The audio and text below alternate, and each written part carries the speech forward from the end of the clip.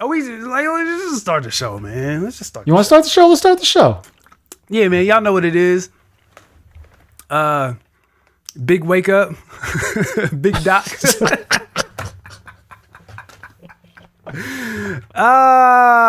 Yo, what's going on, y'all? Clearly, I'm in a great headspace. I'm not. This is just, I wish I could give you this feeling. How did you feel, Doc? And I didn't ask you, how did you feel when you came back from your last vacation? Because you did a few. I was tired, man. There's a lot of flying. No, facts. Oh my God. By the time we got adjusted to the time difference, it was time to leave. Yeah. So like last week when you would hit me like, yo, what's up with the show? Man, I couldn't. We were going to bed at like 8 o'clock, 8:30. I was trying to stay up and watch playoffs. I was hurting. My wife is still trying to adjust. Yeah. It's that's what got me when we did our around the world trip. That's what got me. It wasn't the first. Like I did okay with the first like made big time shift. It was that second one. Like my body was just not ready to go ahead another 4 hours after I'd just gone ahead 6. I was like, nah, we're not doing it. Yeah, you're done. Yeah, that's crazy. Yeah, we literally flew. So it was 13 hours. We left Columbus at 5 a.m, but we got to Hawaii at 12:30 in the afternoon. Isn't that crazy? So we had a whole day. So we was like, oh yeah, let's kick it. No. Bodies was like, let's do what? I beg We're going right to bed. We went to bed, we took a nap, and then we got up like around like 6. And you've never been so hungry in your entire life. Oh God, starving. And then they got us as soon as we got out. These are things that I talk about. Then as soon as we left the hotel room, there's a little store. So in Hawaii, they're called ABC stores. They're literally like every 100 yards, there's another one. Yeah. So there's one right by the hotel. We're water drinkers. We get 2 big things of water, $8. That'd be $8. Yeah. Killed us. Water on islands, man. It's always expensive. But it was funny because then we went to the mall and we got even bigger water bottles and it was like $1.80. Like, no, they just waxed us because we don't Waikiki. They saw y'all coming. Well, they saw everybody coming. Yeah, them tourist price. Listen, man. Hawaii's not cheap, man. Listen. I tell you, every single meal just with 2 people was like $75, $80 per dinner. Oh my God. Crazy. So I'm doing next time you're thinking to yourself, how do I get the Airbnb with the little kitchen so I can like cook my own meal? Listen. Nah, man, I'm really glad we got a hotel. Our hotel was fire. Yeah. I'm really glad we got it. There's a little gym in there so my wife could get her thing. They had yoga in the morning. Like she got in her bag. They upgraded us. We got to see Diamond Head with the water off to the side. It was beautiful. It was gorgeous. I'm glad. I want to go to the same spot. If you give me the same room, that'd be great too. But yeah, man, I can't say enough good things about Hawaii. Like Hawaii has my heart. I don't want to move there. I don't want to live there because people are on top of each other. You want to talk overcrowded, overpopulated? Jesus. But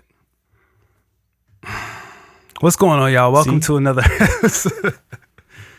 So that's why. So Doc sends me a beat, and this is how I tell y'all. Like, I know when the beat is fire because Doc will like preface it. Sometimes he'll be like, "Yeah, I threw some stuff in the Dropbox." That means like it might be fire, but like maybe might not be, but like let me know because some stuff he might not think is crazy. I'll love and vice versa, right? Yeah. But when Doc knows he has something, he'll preface it. He did the scene in Fade to Black when Pharrell played Allure for Jay. He's just sitting there with his arms folded. Yeah. So I was like, oh man, I said back from. He said this can be your Rick Ross moment. It's when you get back from Hawaii. So he knows me because he knows in my mind I'm like, because I was like, I wanted to shoot a video for Neverland while I was out there. I just didn't have the headspace to do it. But I was like, man, I want to do a back from Hawaii freestyle. What could I do? I pressed play on that beat immediately. I love that beat, man. Yeah. Immediately. I'm like, dog, I kid you not. I'm like, I'm past 48 bars. I'm past 40. Oh, I'm going crazy. And it's like deep, heavy stuff too. It's like like second verse of Walking Contradiction. Like it's crazy. Yeah.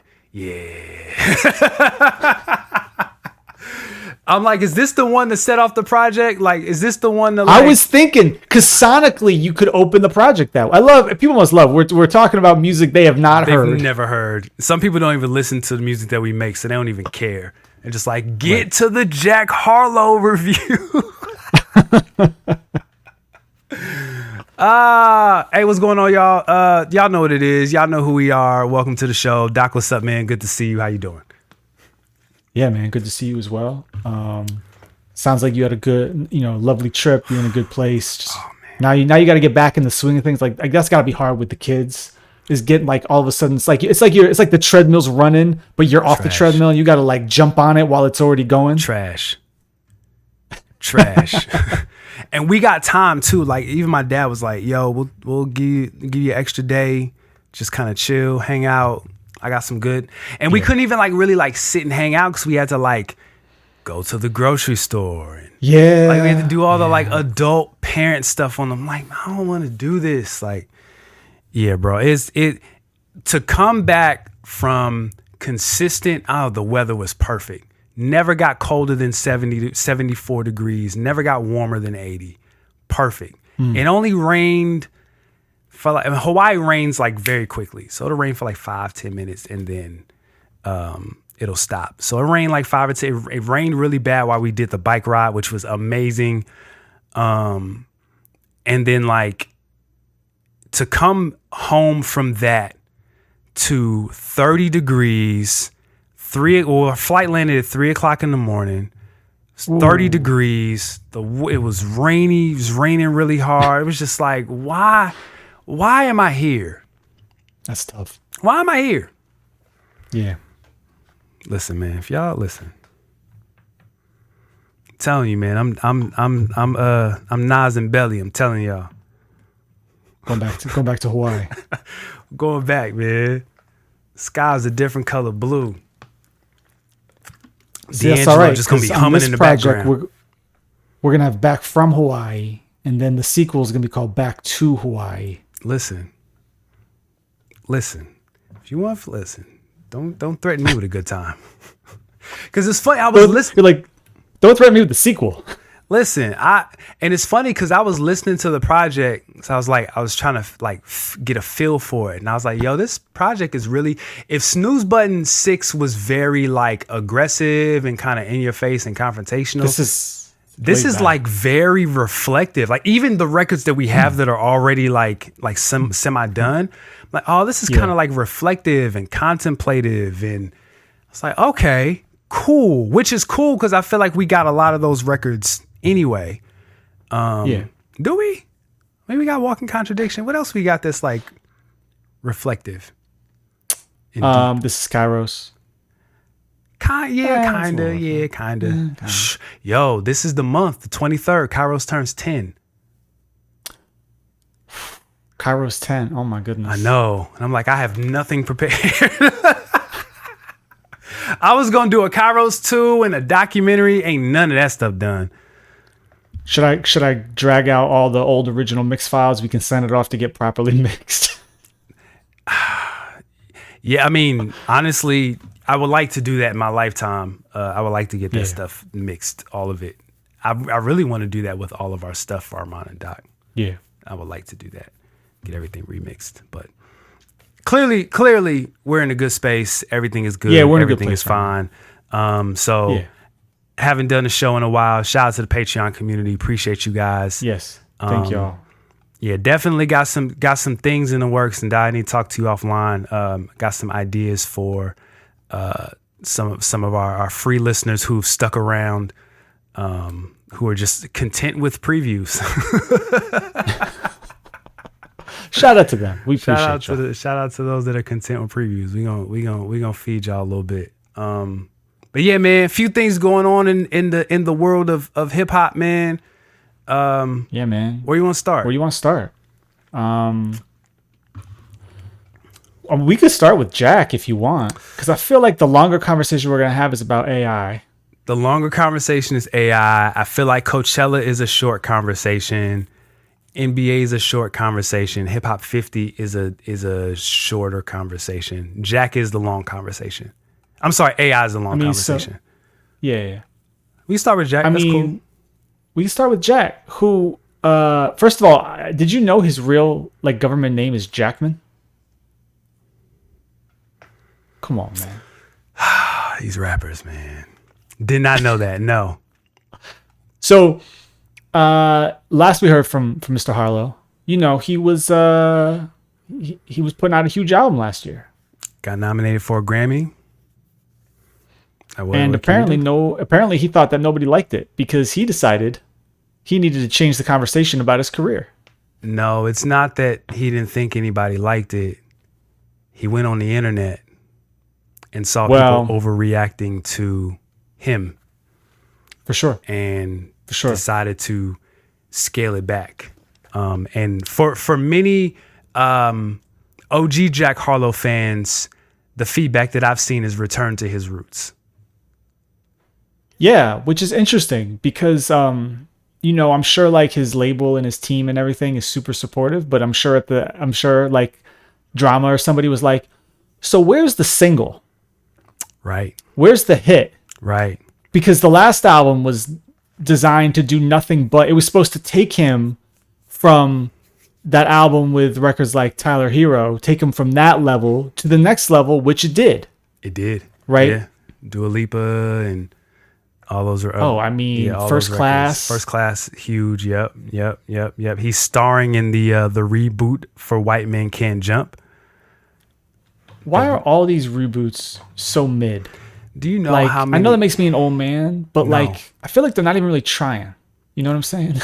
They did one for House Party. Actually, I heard somebody told me that the House Party movie wasn't that bad. I'm going to just leave that there. I don't know what that is. I'm just going to take your word for it because I already don't have a whole lot of time, and I'm not going to dedicate 2 hours of my life to watching House Party. It's just like, you know, Hollywood, they love IP that they've done before. I feel like what we're seeing is like sort of IP that we kind of like treasured growing up. Of course. Like we didn't even think of it as IP. Just like movies or content that we treasured.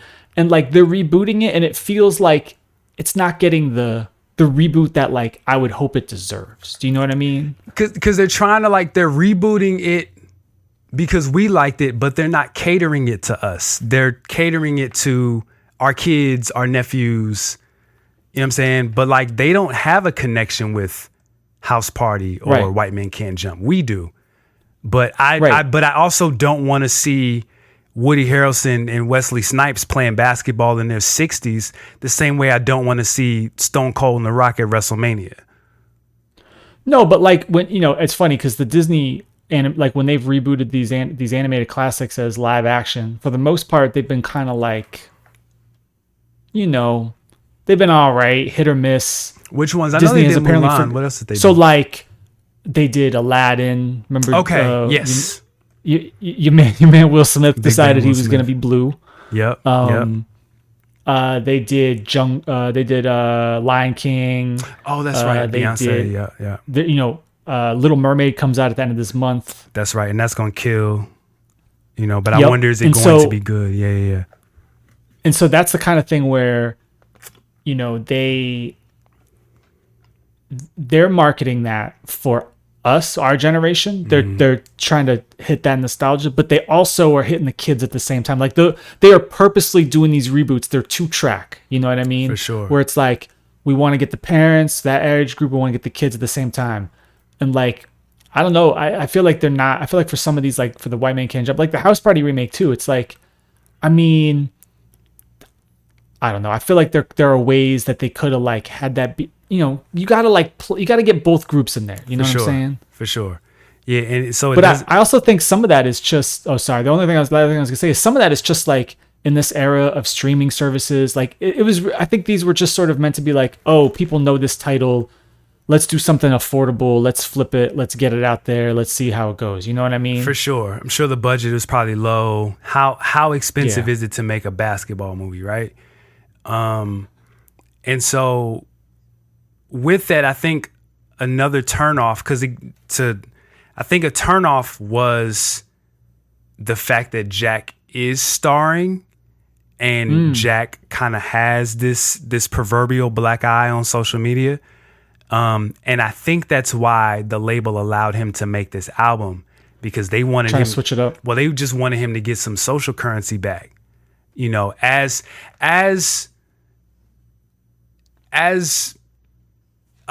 marketing shifts to like more of a niche focus, you're seeing more and more people just kind of like go small in order to grow.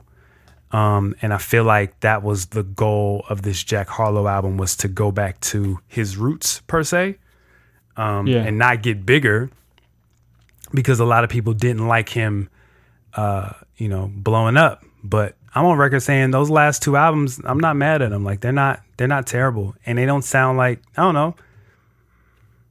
They didn't warrant the hate that they got. It's really aggressive, but that's social media for you. And I'm sure if you're searching your name, as Jack talked about on this project, you know, it's easy to believe that. Like, yo, these people really don't like me. So. Yeah. Yeah, I was just looking up, like, because I was saying to myself, I was like, wait, why didn't he? If you're the lead in the movie, why isn't Jack Harlow doing like a whole White Man Can't Jump soundtrack? Yeah, it's DJ Drama who's doing the soundtrack. Of course he is. Yeah. Can I was gonna bring up Tyler in another part of the show. Yeah. I don't really like anything Drama's done since Call Me If You Get Lost. And I love Drama. Sure, but he's a legend. He's a legend. Legendary run, Gangsta Grillz, incredible. But like, is it because the artists that he's working with, it just feels very much like a trendy, like clout grab? So like he's warranting all this. See, with Tyler, it felt more genuine and natural because it was clear he was paying homage to Pharrell. Right. And the In My Mind Gangsta Grillz, right? That made sense. But like now I'm just seeing him do Gangsta Grillz with anybody, and it just like, even like when he talks trash, like it's not even, he's like run out of stuff to say. I don't really, and like the music is just kind of whatever, but that's kind of my point about this Jack Harlow album, but we'll get there. We'll get there, yeah. So this Jack Harlow album, it's a surprise release. It was announced like what, 2 days before? Yeah, I thought I saw something like Tuesday or Wednesday, something like that. Yeah. Yeah. There's no lead singles, no nothing. Not snippets, like nothing. Nothing. No video. I saw he's put out videos since then, right? Yeah. Yeah. So considering this last album had Drake on it, like this is a far cry. last album had Wayne on it, you know, had some big name, some big expensive obvious samples. Right. And you know, this time, and you know, notably there was he basically had a whole like production team that was like with him in the studio doing, with a couple exceptions, right? The Drake record and maybe a couple other ones, but like for the most part, it was like just his team making kind of his sound. And they are switching that up this time. Yeah, so I do know who produced 2 of these records, but who's producing on the majority of this album? You get a mix of stuff. So we got a Boy Wonder record, we get a Dahi record. There's a guy named Rashad Thomas who I don't know. No, Rashad who that is, but Stolly. No, Stolly and Rashad. That's Rashad? Yeah. Okay, because he's got some of the better records on here. Did I tell you that? I told you I met Rashad, didn't I? Yeah, I think so. That's him? Yeah. Well, he's got 2 beats on here that might be 2 of my favorite beats on the whole project. I should have gave him She Hates the Bass, but it's fine.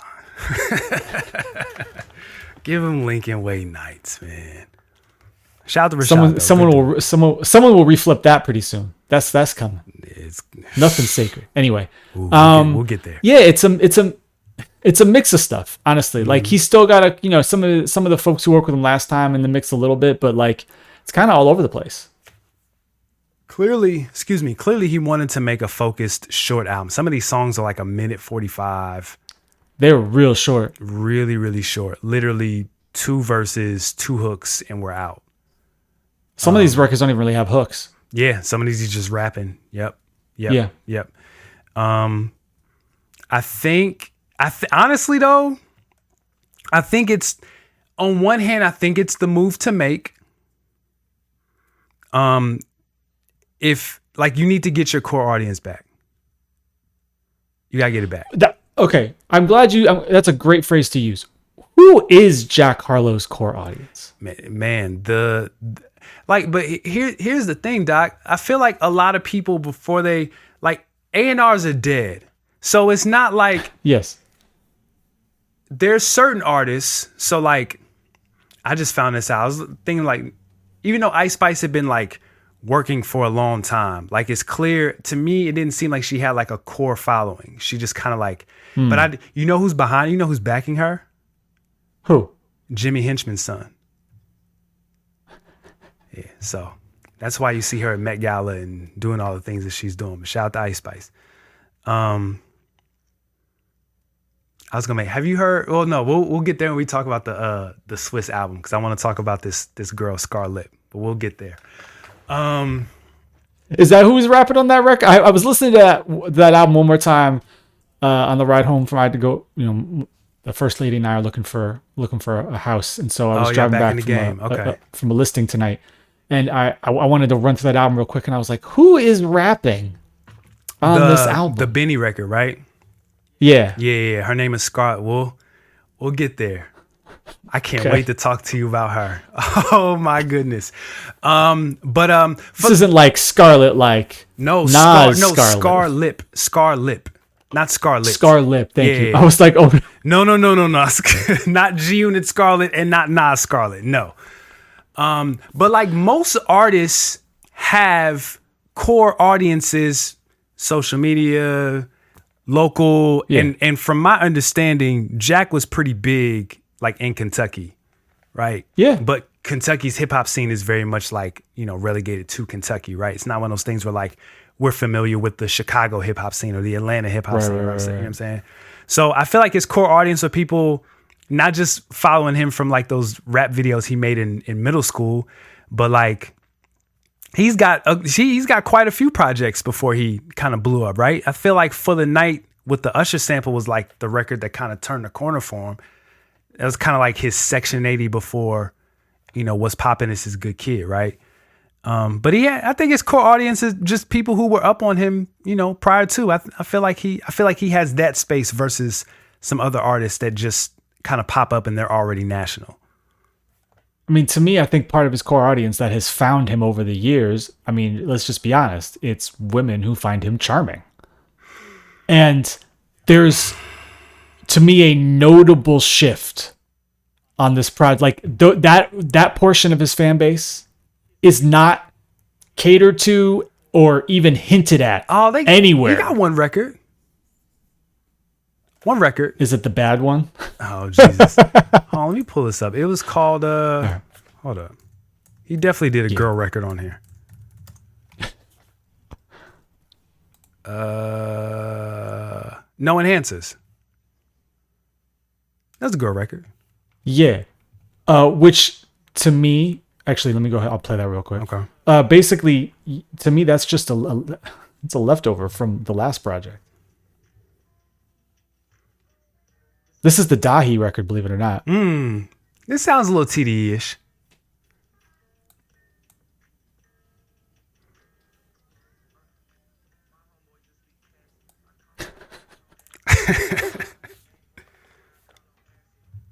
Listen. The one record. It's not a good record either.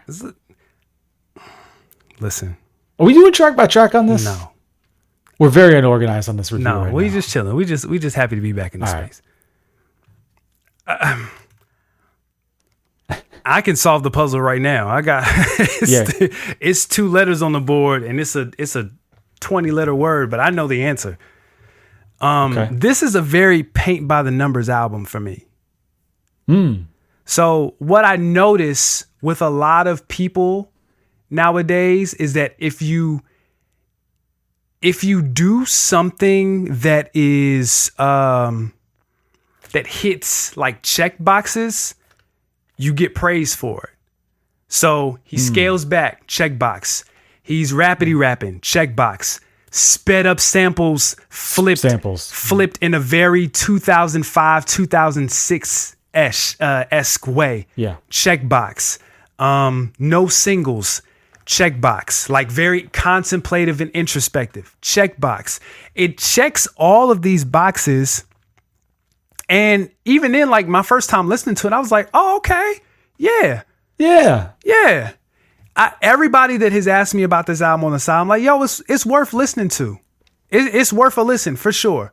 But am I going to take this album outside of this week, outside of this episode of our podcast? No. And I think that's indicative of so much music nowadays. That's not a Jack Harlow problem. That is a music industry, social media problem. Yeah. You know, and it seemed like, yo, think about it, Doc. If you signed a 5-album deal in 1998, likely you weren't going to hit that because you were going to realize you were getting jerked and you were going to try and get out of that deal like after the 3rd album, right? You're going to be in that. That's almost like a lifetime contract in 1998. A 5-album deal in 2023, oh, you can complete that in 2 years, 3 years. You drop some every couple months. This sounds like and feels like something that he just wanted to put together a focus project. I would love to know how long this took him to put together and just finish it. All right, let's put it out. It's done. Cool. Put it out. Put a little bit of a budget behind it. This was more for his core audience, and I believe to attempt to get back in people's good graces because he had so much bad press. And the funny part is out of all this goodwill that he spent doing, TMZ takes one line, blows it up, and all that goodwill is put in the blender. Oh, what did TMZ? I didn't even catch this. What was the controversy? They posted the fact that he had the line on, I think it was "They Don't Love It," where he basically says he's the second best white rapper ever after Eminem. Oh yeah. And everybody's like, "You're not better than Mac Miller. You're not better than Paul Wall." Shut up.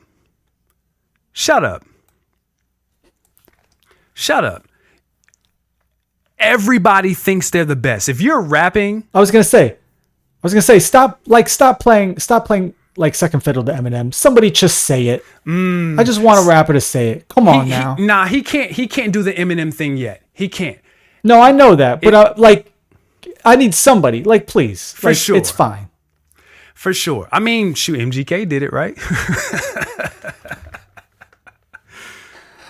No, and now he's just he made it, and all he does is make rock music now. There you go. Listen, we're not gonna talk about that pipeline of white artists making black music and then going to rock music. This is time for another episode.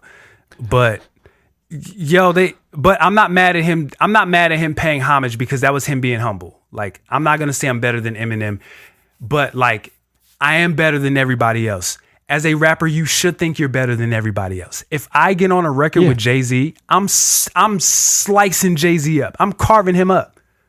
Is that delusional? Maybe. But also, I think I'm that good, right? Yeah. Everybody should think they're that good at especially hip-hop. That's such a contact sport, a very prideful, egotistical, boastful sport. So he just says that one line and they take it and they just blow it up. And it's like, come on, y'all. Cut it out. And truth be told, he's a better rapper than Mac Miller and Paul Wall. He is. Paul Wall is a cultural icon. Sure. Cultural. His verse on Still Tippin', classic, right? Is he a better? Yeah. Is he a better rapper than Jack Harlow? Is Jack Harlow a better rapper than Bubba Sparxxx? I think honestly, the most forgotten white boy in hip hop. The fact that kind of like Miss New Booty in the second half of his career kind of overshadows. And I'm not just talking about my love or our love for Deliverance. Like on Dark Days, Bright Nights, like he's trying to rap, right? They put him on a record with Jadakiss. He He washed Prime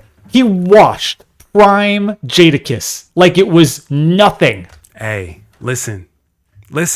So what does that say to you? That says I'm trying to rap, right?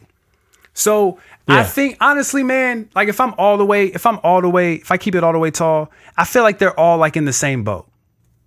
It really comes down to preference. Like Jack Harlow, Mac Miller, Paul Wall, Bubba Sparks, like some of them have better music than others. Some of them have more charisma than others. Like they're almost like, it really just depends on the attributes that you value. Sure. I don't think one is like overshadowing the other, but he should say that. Yeah. He absolutely should say that he's the second best rapper behind Eminem. You know what I'm saying? Like, of course he feels that way. He should. I don't get mad at stuff like that. And I don't think that stuff is clickbait either. That's hip hop. So, are there records that you particularly like off this project? Honestly, man, it's just a good listen. Like, very interesting for him to open Common Ground the way he did with the subject matter. Yeah. They don't love it is dope. It's good. Like, I feel like a lot of these beats none of them are bad. None of them are bad. But most of them aren't really good. They're somehow like right in that, which is honestly how I would describe his last album for the most part.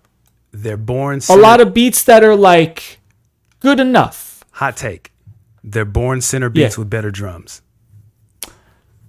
There's a couple examples though. So I'm going to play. So this is Rashad Smith on the beat. I thought this beat was crazy creative. I actually like this. This is also, it's Jack actually rapping about like something content. That's what we said on the last album. Yeah. We said he needs to experience some stuff. Yeah, that's a really interesting sample. It's a really interesting song. So, two things. First of all, so I believe this record is kind of alluding to his DJ that got arrested for sexual assault or something like that, where he's kind of like, he kind of uses two fictitious stories to kind of use the overarching thing to talk about that. This man rhymed brethren at the end of the second verse. Killed it for me. I don't want to hear nothing else. You could find nothing else to rhyme with Kevin? The one we call brethren.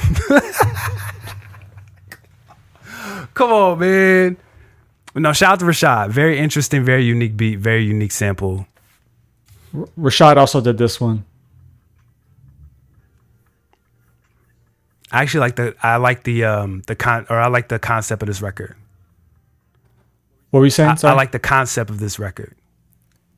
Well, it's interesting. Like I'm sitting there listening to this, and I was like, okay, I kind of like where this is going, and I was like, oh, he's really gonna try to it's a tough thing for a white rapper to talk about. Mm-hmm. Not that there are many tough things for white rappers to talk about, but like that's the whole thing. Is like, it's one thing I don't know. I feel like being a white rapper is a handicap until you hit a moment.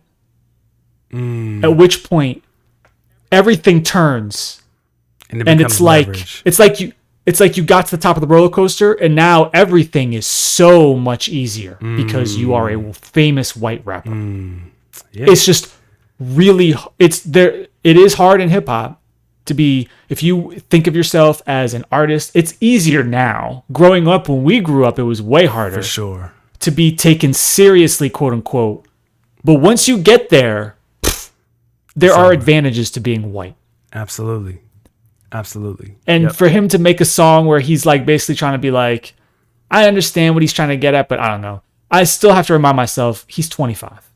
He's 25. He's a baby. Yeah. Yeah. I mean, I think those things that, and I appreciate that those are things that he's processing. Sure. With this project. I'm okay with processing. That's hard though. Like processing out loud in this environment, in this culture that we're in, people don't want that. There's no nuance in process. But you know what the difference is, Doc, with you and I, is that we're old enough to know that he'll figure it out. Like Hopefully. Typically they do. Typically they do. Or at least, just as I've gotten older, man, I just, I've shared this at length on this show. Like, I just have more grace for people. I'm just like, you'll figure it out. You'll get there. If you're not there now, you will be. Strong chance you will be. Maybe it's at the end of your life. Maybe it takes some people slower than others, but you'll get there. And, my only thing is just to hope that Jack gets there. I have a short-term goal for Jack. Okay. I need more exciting beats for him. What's popping? What's Tyler Hero? I mean, that's whatever he was thinking, whoever was helping him, whatever the thing was, his beats, I feel like maybe they weren't as consistent. And I think he has reached a level of consistency, which is great. But a lot of this production is just kind of like, yeah, it's fine. It's cool. You know what it is, Doc? I just feel like we've been rap fans for too long. You think so? We've heard these types of beats done several times over the years. Especially like this is like the post Dipset. These are like beats that we heard right after like Drama got raided.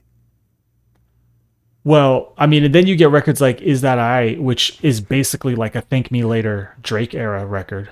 Like, I hate the hook. Some of these hooks are really generic. Yeah. That's old. That's 2010. That's a 2010 Drake impersonation on that hook. Yeah, but he loves. I randomly played You Know the other day.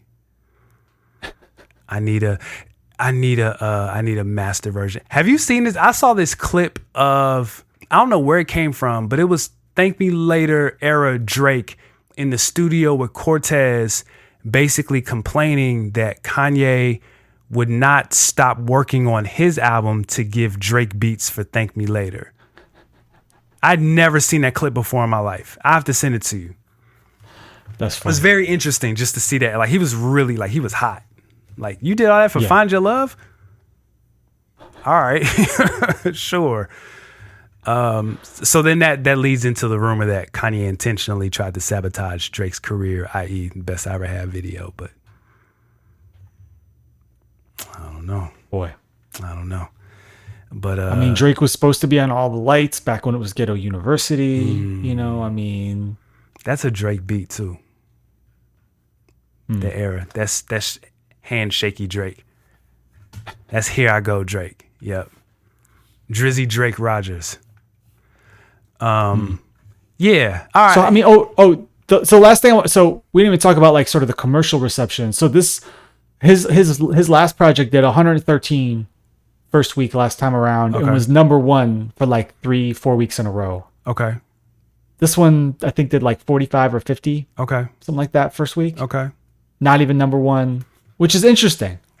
I know it's a surprise release and all that, but like it's like, okay, so maybe it's an interesting sort of like check-in for him and his team to be like, what do our numbers look like our core audience? Absolutely. Right? No flash, no announcement, just putting it out. What do we get?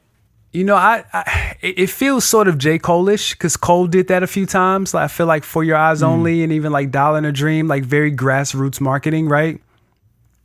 But I think it's I wouldn't call this a heat check, but it is a nice little feeler. This is them licking their finger and seeing how much wind is going. You know what I'm saying? I'm not mad in this era. I'm not mad at it. It didn't seem like a flex. Like, it didn't seem like I'm gonna put out a surprise album. It didn't seem like that. It was like, oh hey, I got this done. No, Y'all wanna hear it? I felt like this was I want to change the narrative. Absolutely. Which it's just people online that you see. Absolutely. You know what I mean? Yep. But he felt, like you said, very clearly. Like, it's interesting. Like, we had sort of been talk about his next step would be, okay, next he's going to be rapping about what it's like to deal with the spotlight. Mm-hmm. Right? But in this era of social media, the spotlight is very different now. Absolutely. And so some of this project is him kind of grappling with that. Sometimes it's a little predictable, but sometimes it's interesting, right? Like I think like a record like Questions at the end, where like he's he's actually making, now maybe it's an act, but like he's actually making it seem like, oh no, there's some self-doubt he has. For sure. Like, yep. Which is interesting. Yep. Yeah. And I think that's good for people to hear, because it's, you want to be humanized, and, like, I think it's good. But then it's like, and this is the last question I'll pose, is like, well, where do you go from here? Do you do like a very small, intimate tour where you're doing, 1,500? He's not going to tour these records. Well, I mean, like, to follow just like grassroots. So if you're just touring, if you do like a little small 6 to 10 city tour, small 2 to 5,000 seat venues, so like House of Blues and stuff like that, like, do you do that, or do you just let this sit on its own, let it be what it is, and then come back later? Do you follow it up with more hit singles? What do you do? I think some of this depends on, there is a surprising amount riding on what is the reception to this movie. You think so? Like, it could come and go. I think the most likely thing is that it comes out and some people like it and some people don't, and it's not a big deal. For sure. There's a chance that he's just awful in it. For sure. Right? Because he's not an actor. Conversely, there's a chance that people are pleasantly surprised, which would be a different kind of sort of thing for his career. You know what I mean? Mm-hmm. I don't think that's gonna happen. I'll be curious to see. I think this movie's gonna get panned. You think so? Yeah, I see people already like, why is this? Like, it could be a thing where it's like, oh, it actually wasn't that bad, and like that the kind of rumblings sort of pick up, but nah, this isn't the best move. Not even for Jack Harlow, but just for like this is like straight to streaming, right? Is that true? Hold on. Yeah, let's see. It's gonna be it'll be on Hulu. Okay. See, to me, that's low risk. That's low risk. People already got Yeah, Hulu. I mean, I think for me, the big, look at the cast of the original White Man Can't Jump, right? Like Wesley Snipes, Woody Harrelson, Rosie Perez. Like, it's directed by the guy who did Bull Durham, which, a few years before had been like a real like big time sports movie. Like it had like real money behind it. Yeah, for sure. It was like a real thing. Also, it wasn't like it wasn't like a little small sort of niche thing. And it felt like, to me, it's like when they did the casting this time, it's like, I don't know. They didn't bring the proper, no disrespect to anybody who's in it, but they didn't like bring the proper star power. You know what I mean? Yeah. For those types of movies, they get like all the like IG comedians and like lower tier, like not lower tier, but like SoundCloud rappers and stuff like that. Like, or no, not SoundCloud rappers, like festival rappers.